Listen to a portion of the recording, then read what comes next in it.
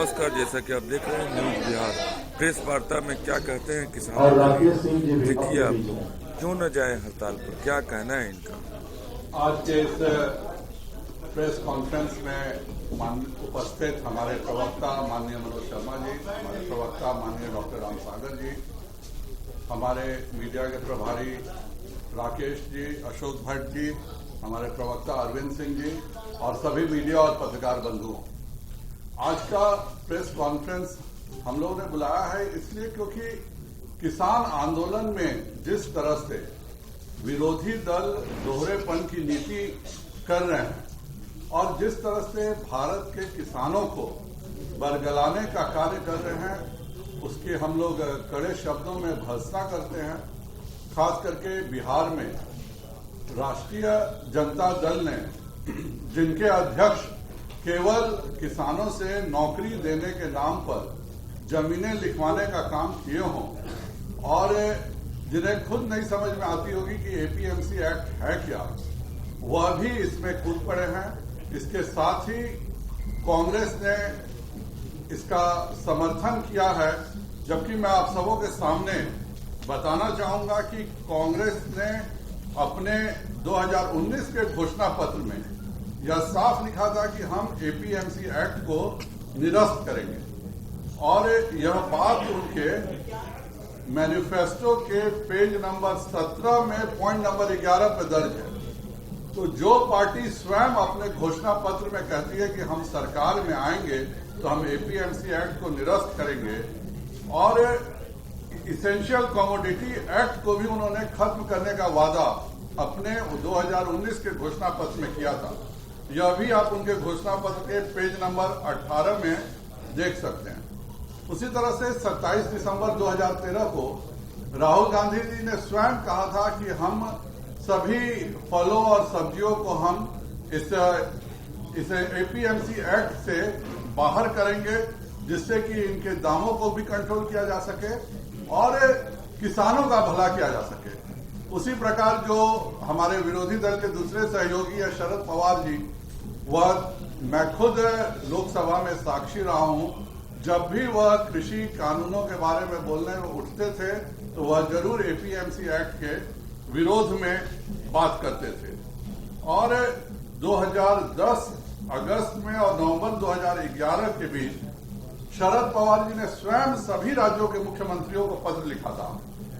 कि आप model APMC act में संशोधन कीजिए और प्राइवेटाइजेशन को बढ़ावा दीजिए। उसी तरह से मई 2012 में शरद पवार जी ने राज्यसभा में एग्रीकल्चर मार्केटिंग रिफॉर्म का खुल करके समर्थन किया था। जो उन्होंने कहा था वही मैं आपसे दोहराता हूं कि कुछ सिफारिशें हम एपीएमसी की पहले स्वीकार कर चुके हैं, जैसे एग्री प्रोक्योरमेंट के उदारीकरण का प्रस्ताव, और हमने सभी राज्यों के सहकारिता मंत्रियों से एपीएमसी एक्ट में संशोधन करने का अनुरोध किया है। उसी प्रकार चाहे डीएमके हो चाहे आम आदमी पार्टी हो, बल्कि आम आदमी पार्टी तो इससे भी आगे बढ़ करके जो हमारे केंद्र सरकार के कानून है उसको 23 नवंबर को लागू भी कर दिया। तो एक तरफ आप खुद दिल्ली में इस सभी कानूनों को लागू करते हैं और उसके बाद किसानों के साथ विरोध करने का नाटक भी करते हैं। इसीलिए मैं अपने बिहार के सभी किसानों को सावधान करना चाहूंगा कि ये सब किसान विरोधी पार्टियां हैं, न इन्हें कुछ समझ है न कुछ वो जानते हैं। एक तो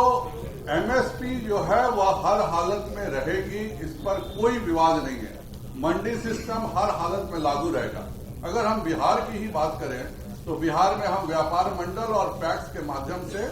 अनाज खरीदवाते हैं। जितना हम लक्ष्य रखते हैं उस लक्ष्य को भी हम लोग पहुंच पाने में एक वर्ष से किसी भी कारण से असफल रहे, और उसी का कारण है कि हम लोगों ने इस बार निर्णय किया कि हम अभी से ही खरीद करेंगे। और मैं माननीय कृषि मंत्री अमरेंद्र प्रताप सिंह जी को धन्यवाद देना चाहूंगा कि उन्होंने और माननीय मुख्यमंत्री जी ने, माननीय उप मुख्यमंत्री ने मिलकर के निर्णय किया और 800 करोड़ रुपए किसानों के धान के खरीद के लिए रिलीज भी कर दिया, और जिससे कि पैक्स के द्वारा, व्यापार मंडल के द्वारा यह खरीद हो सके। पर मैं यह समझने में असमर्थ हूं कि कि अगर प्राइवेट कंपनियां आ करके अपनी मंडी खोलती हैं और वह एमएसपी पर या उससे उच्च दर पर धान खरीदती हैं, तो जितने ज्यादा धान बेचने का ऑप्शन किसानों के पास रहेगा उतना किसानों की भलाई होगी। इसलिए मैं बिहार के सभी किसानों से, सभी नागरिकों से अनुरोध करूंगा कि विपक्ष के छलावे में नहीं आए और किसानों के हित के लिए जो कुछ भी प्रधानमंत्री जी ने किया है, चाहे वह किसान सम्मान निधि के 6,000 रुपए देना हो, चाहे इसमें एक व्यवस्था देना हो कि अगर किसानों के लिए कोई चाहे तो कह देगा कि हम 300 एकड़ की जमीन पे आप जो भी उपजाएं हम इतने दाम पर अवश्य खरीदेंगे, यह तो किसानों के लिए खुशी की बात है। खुद पंजाब में अमरिंदर सिंह जी ने पेप्सी के साथ समझौता करके लेस के साथ और एक बहुत बड़े इलाके में लेस आलू का उत्पादन करता है,